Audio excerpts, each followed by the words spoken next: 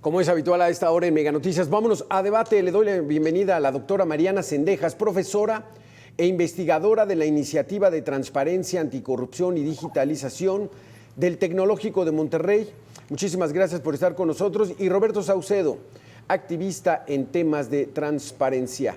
Muchísimas gracias a los dos. Comenzamos contigo, Mariana. Ya lo hemos platicado, pero finalmente llegó la fecha. Ya no existe el INAI. Ya no existe ese órgano autónomo, independiente, que obligaba a las instituciones en un principio básico. Manejan dinero de la gente, manejan dinero del pueblo, manejan dinero del erario, tienen que rendir cuentas. Eso es lo más importante. ¿Qué hacen con el dinero? Y ahora pues va a estar muy sesgado esa información, ¿o cómo lo ves, Mariana?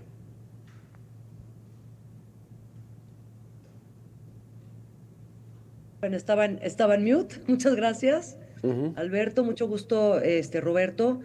Pues mira, creo que tendríamos que poner a prueba justamente el ejercicio de este derecho, ¿no?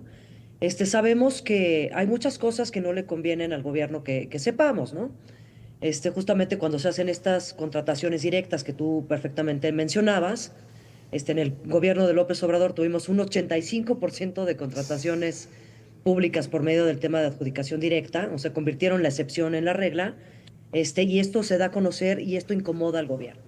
Pues ciertamente no sabemos qué es lo que va a pasar ahora, ¿no? Tendríamos que ver justamente a través del ejercicio de este derecho, ponerlo a prueba, ¿no? Vamos a solicitar, seguramente académicos y activistas como Roberto, y otras personas, empezar a solicitar información, empezar a solicitar información de proyectos sensibles, de megaproyectos, para ver qué es lo que pasa, ¿no? Y luego poder recurrir, ¿no?, las respuestas de los distintos órganos del Ejecutivo precisamente ante esta nueva figura que se llama transparencia para el pueblo.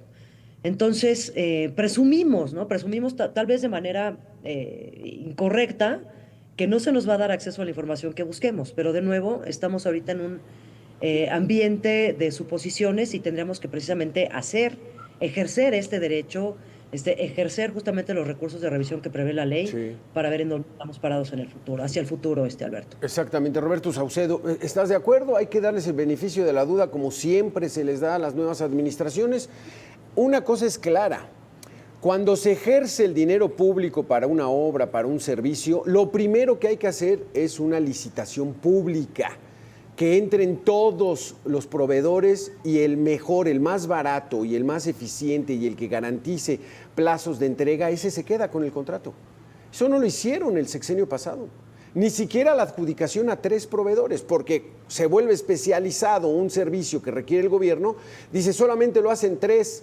Bueno, no hagas licitación pública, adjudica a esos 3 y el mejor, la mejor oferta económica, en tiempo, en calidad.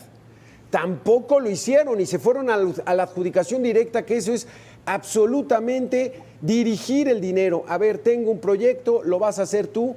No sabemos si son sus amigos, si son sus socios, si son qué, pero eso es hacer mal las cosas en la administración pública, Roberto. Totalmente de acuerdo. Estamos siendo testigos de un retroceso de más de 2 décadas. Creo que me voy a enfocar en una de las aristas, porque es un tema que tiene muchísimas. En el tema del órgano garante. Creo que es el tema que en este momento más nos preocupa a quienes hacemos uso de la Plataforma Nacional de Transparencia. Teníamos un órgano autónomo para que el público que no está familiarizado con lo que es esta figura, hay que decirle que un órgano autónomo se desprende directamente de la Constitución, tiene el mismo grado de autonomía que un poder establecido como el Poder Legislativo o Judicial, es decir, no depende de alguien.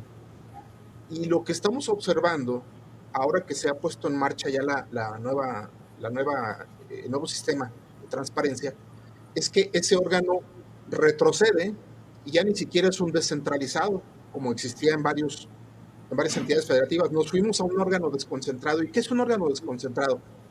Es una rama que depende de una secretaría.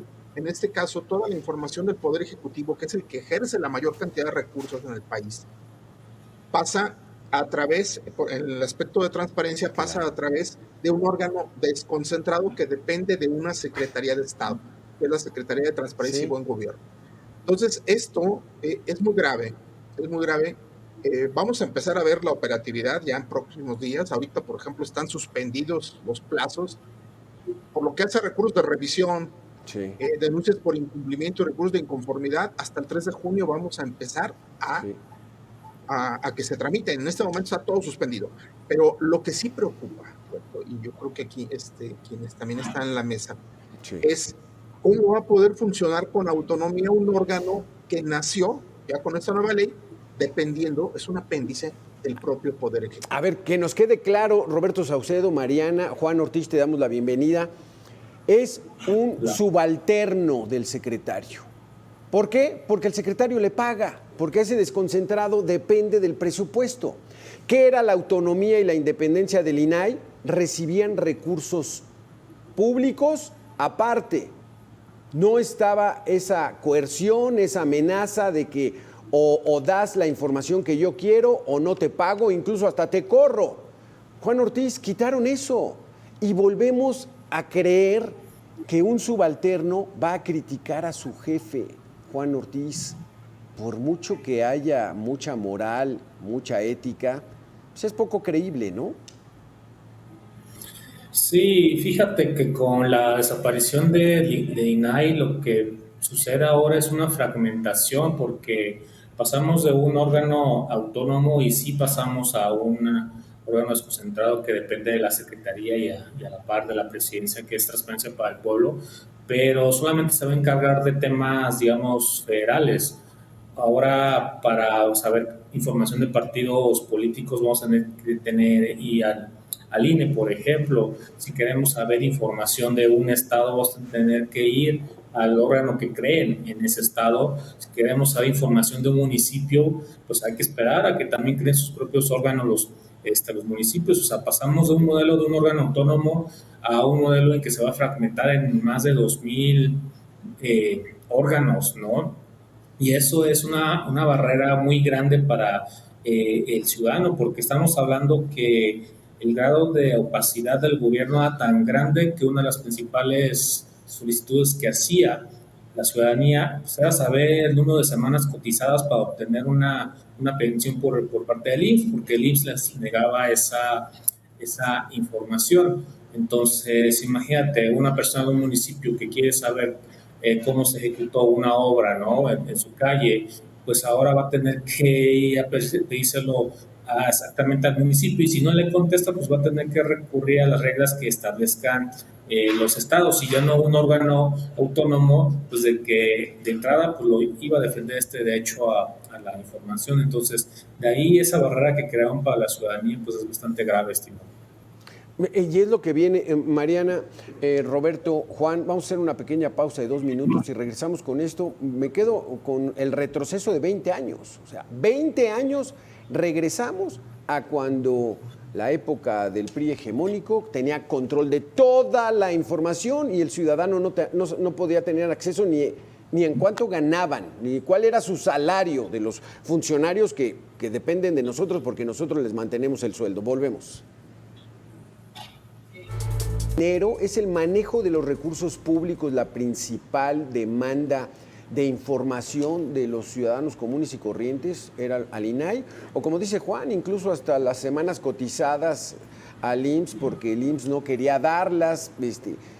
¿Cómo era esta práctica tan pequeña? Porque todavía no se usaba en el potencial que es un organismo autónomo que exigiera información al gobierno en el manejo de los recursos, Mariana. Mira, Alberto, claro, el tema de gran interés, ¿no? De muchos de quienes ejercíamos y ejerceremos nuestro derecho de acceso a la información tiene que ver justamente con el uso de recursos públicos, ¿no? Pero no solamente con el uso de recursos públicos, sino también por qué las decisiones se toman en un sentido u otro, ¿no? A lo largo de todos estos años, y que ahora lo vemos como un retroceso, ¿no? Vamos 20 años para atrás. Antes las personas podíamos solicitar o hacer hasta ciertas preguntas abiertas, ¿no? ¿Por qué un gobierno tomó una decisión en construir este proyecto en este lugar y no en otro? Y después, a través del tiempo, este derecho, ¿no?, de plantear preguntas abiertas se vio ciertamente disminuido porque decían, bueno, tú solo puedes pedir información que se encuentra en cierto soporte documental, ¿no? Entonces, bueno, con esos ires y venires, finalmente sí teníamos esta protección justamente que nos daba el órgano garante, el INAI a nivel federal, y a nivel de todas las autoridades a nivel federal y los órganos garantes a nivel local.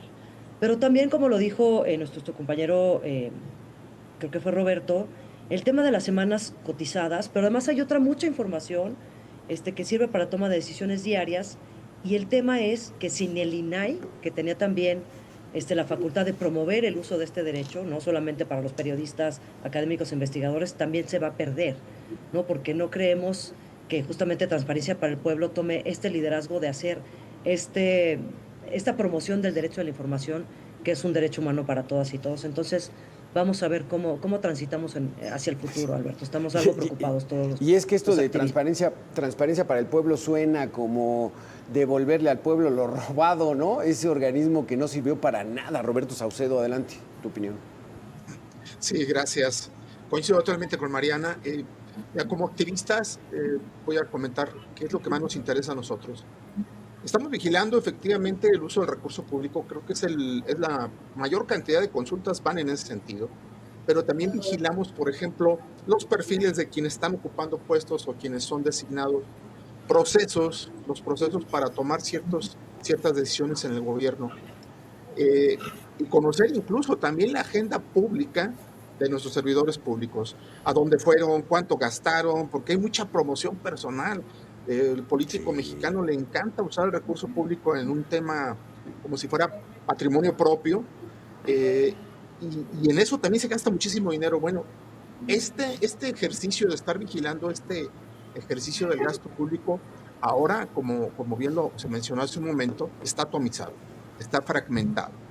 Entonces, bueno, vamos a tener que empezar a acostumbrarnos a conocer los criterios, porque algo que vamos a enfrentarnos con el INAI, ya más o menos teníamos criterios unificados en algunos temas, pero ahora que desaparece este órgano garante, que se crean 18, o sea, hay quien dice que son 19 y hay otros que dicen que son 18 órganos, nada más a nivel federal.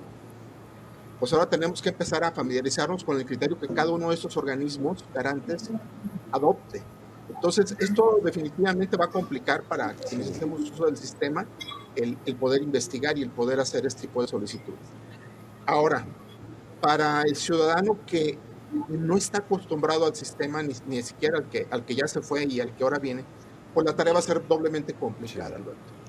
¿Sí? Si antes teníamos que a veces que acudir ya incluso a un juicio de amparo para poder abrir la información, ahora imagínate una persona que, por ejemplo, necesita conocer sus semanas cotizadas en el IMSS, pues, que te mencionaba como ejemplo, y se lo niegan, pues necesita contratar abogados. Muchos ciudadanos no van a tener esa capacidad. ¿Cómo le van a hacer? Claro. Pues para el gobierno va a ser muy sencillo. Simplemente, si no te defiendes, si no combates, pues esa información va a estar bajo llave. Y eso, pues obviamente, el gobierno conviene, ¿no? No, pues sí, Juan Ortiz, y luego con un poder judicial a modo, con jueces, magistrados y ministros que traigan la línea del régimen, no, pues estamos fritos. Juan.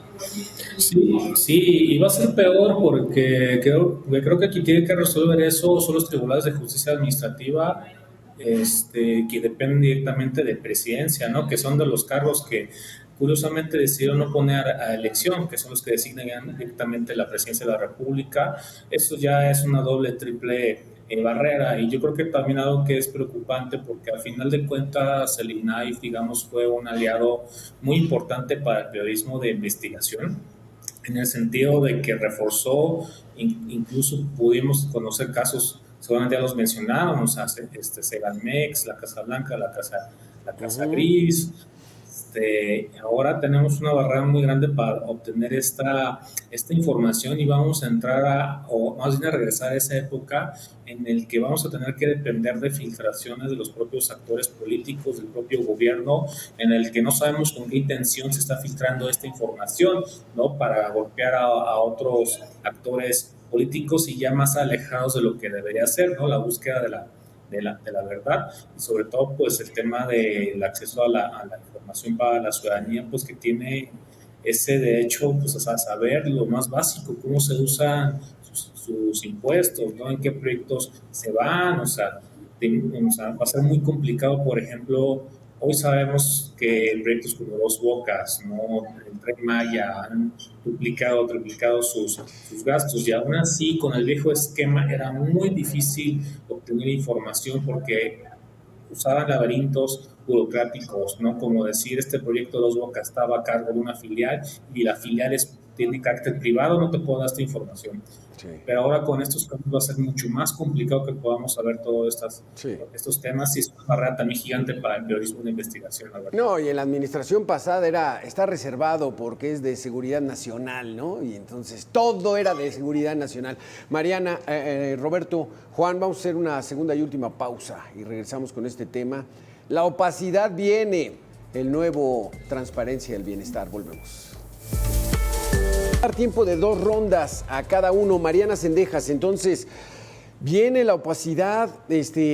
Aquí hay que contarle a las nuevas generaciones, antes del 2000, pues no había acceso a la información pública, no existía. Vino el asunto del Toalla Gate con Fox, en 2002 de 2001 empiezan a organizar, surge una dependencia del propio gobierno, viene el Grupo Oaxaca, no, pues es que esto tiene que ser una entidad autónoma, independiente, mucho esfuerzo para lograr llegar al INAI y ahora, catapum, va para atrás. Vamos, Mariana. Sí, pero mira, yo creo que es momento, Alberto y queridos compañeros de la mesa, de limpiarnos las lágrimas, ¿no? Pues de asumir, ¿no? Que muchos de nosotros y nosotras cometimos errores, ¿no? Al no poder justamente socializar la importancia de estos derechos, ¿no? Tanto el derecho de acceso a la información como el derecho a la protección de datos personales que están también en este paquete de derechos que se dispersan, ¿no? Con esta desaparición del INAI. Y nosotros que también somos académicos y damos clase, pues tratar de contagiar, ¿no? esta preocupación a las nuevas generaciones para que existan, ¿no? Otros grupos Oaxaca, ¿no? Hacia el futuro y decir, bueno, ¿qué de todo lo que sucedió en estos 20 años podemos reconstruir? Y tenemos la responsabilidad, ¿no? Como mexicanas, como mexicanos, de reconstruir el fortalecimiento de estos derechos, ¿no? Entonces, de nuevo, obviamente sí es un retroceso, no lo hemos vivido en la práctica, ¿no? Pero ya nos contaron aquí también, Roberto, esta suspensión de términos, ¿no? Si ingresamos a la Plataforma Nacional de Transparencia, que es ahí donde podíamos hacer solicitudes de información a casi todos los entes públicos de este país, estatales, municipales, federales, nacionales. ¿Qué va a pasar con ese ejercicio? Pero yo creo que es momento de decir, vamos a ponerlo a prueba, vamos a criticar sus deficiencias y pues vamos a pugnar porque se subsane en un futuro el daño que se hizo con la desaparición del INAI en estos 2 derechos. Roberto Saucedo, entonces es enfrentar otra vez a este monstruo, a ver cuánto tiempo nos lleva. Adelante. Sí, gracias. A ver, creo que aquí hay una oportunidad de oro para la oposición, Alberto. A nivel federal, pues ya sabemos qué partido es el que domina la escena, pero no nos olvidemos que también a nivel de entidades federativas, cada estado tiene un sistema de transparencia local. Tienen que crear su propio organismo garante, tienen que crear o modificar sus propias leyes de transparencia. Entonces, bueno, todavía tenemos varios estados gobernados por la oposición. Entonces, ahí creo que es en donde está, pues, en este momento, la línea de defensa. Si tenemos a la oposición defendiendo un sistema similar al que ya nos quitaron, porque sí lo pueden hacer, tienen soberanía interna, de acuerdo a la Constitución.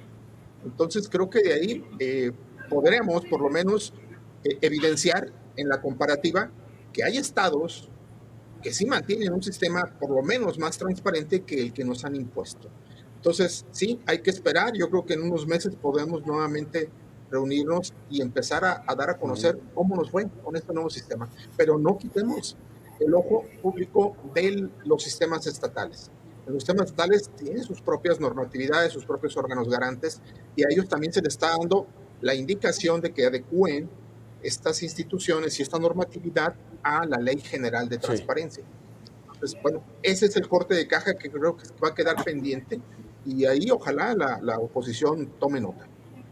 A Juan Ortiz, ¿qué tan optimista o pesimista es tu visión de lo que va a ocurrir adelante? Claro, digo, ahorita lo que lo comentaban, creo que sí es una muy buena oportunidad, aunque digamos que estamos hablando que más de 20 estados están en manos del oficialismo, pero aquellos que no lo están, pues sí tienen esta oportunidad de, pues en el marco, digo, de lo que les permita la Constitución, pues crear un modelo que permita pues, garantizar lo mejor que se pueda el derecho a la información y poner el ejemplo a nivel nacional de cómo sí se puede hacer o un esquema para garantizar este derecho a saber. Yo creo que va a ser algo que nos va a costar de nuevo muchísimos años en el que pues, se abra pues, la información y tengamos las herramientas e instituciones que nos garanticen este derecho. Digo, tú ya lo estabas comentando, todo lo que nos costó, ¿no? Estamos hablando de 20 años estudiando, no sé si tardemos otros 20 años para recuperarlo, porque precisamente uno de los argumentos que decían de por qué desaparecer al INAI, más allá de lo que lo acusaban de corrupción, era que pues ya hay, entre comillas, mucha credibilidad hacia el nuevo gobierno y por lo tanto pues era viable Sí. tener que empezar a regresarle funciones al Estado, ¿no? Que desaparecer el INAI para que el Estado sea que te garantice el derecho a, a saber, desaparecer la COFESE porque el Estado ya tiene la credibilidad para garantizar la competencia económica y así, ¿no? Digo, es una cuestión así que Sí. parte de ellos de fe, pero va a ser para nosotros pues Exacto. también una lucha de varios años. Porque el primer argumento fue dinero. Ah, cuesta 1,000 millones de pesos. Pues sí, el Tren Maya costó 540,000 millones de pesos, es decir, 540 años de el INAI. Mariana, nos vamos un minuto cada uno con el cierre. Conclusiones. Muchas gracias, Alberto. Pues bueno, yo creo que tenemos una gran responsabilidad, ¿no? Como periodistas, como activistas, como ciudadanos que fuimos de los afortunados que pudimos ejercer este derecho, de seguirlo haciendo, de justamente poner a prueba el nuevo sistema, los nuevos órganos, de poner a prueba pues al Poder Judicial, tú también lo decías, Alberto, un Poder Judicial a modo, ¿no? Que vamos a ver cómo funciona pues los amparos en tema de acceso a la información, y pues bueno, y agradecer que tengamos este tipo de espacios para seguir poniendo sobre la mesa este acto que ya es un acto consumado, pero pues vamos a ver, ¿no? Entonces yo los invito a que ejerzamos este derecho, a que presentemos los recursos que tengamos que presentar, a si podemos llegar a los amparos que tengamos que presentar y justamente seguir alzando la voz. Y para eso agradecemos justo el espacio que nos dan aquí en Mega Noticias para hacer este ruido. Alberto, muchas gracias y muchas gracias a los compañeros. Exactamente, Mariana Sendejas. Muchísimas gracias, Roberto Saucedo. Sí, muchas gracias, Alberto, Mariana, Juan. Bueno, sí, efectivamente nos espera mucho trabajo a quienes nos interesa el tema de la transparencia. Yo creo que es en dos vías el trabajo que se nos viene. Uno, efectivamente, pues tenemos que adecuarnos, aceptar que ya es una nueva realidad la que tenemos, una realidad normativa, y empezar a litigar con esas herramientas. Efectivamente hay que conocer los nuevos criterios tanto del Poder Judicial a modo como de los órganos garantes a modo que tenemos por lo menos a nivel federal. Es lo que hay. Pero también la otra parte de lucha contra la opacidad está en manos de ustedes, los medios de comunicación, Alberto. Es decir, yo creo que aquí tenemos que hacer la mancuerna cuando veamos temas de opacidad, en donde las mismas autoridades ya estén otra vez cerrando con llave información, por lo menos hay que denunciarlos públicamente. Yo creo que es importante que la ciudadanía sepa que se está haciendo una lucha contra este flagelo de la opacidad, y cuando nos enfrentemos a él y ya hayamos agotado los recursos legales, pues acudimos a ustedes y cerramos, y yo creo que hasta ahí legalmente es lo que podemos hacer. Es un flagelo la opacidad, estoy de acuerdo contigo. Juan Ortiz, cerramos contigo.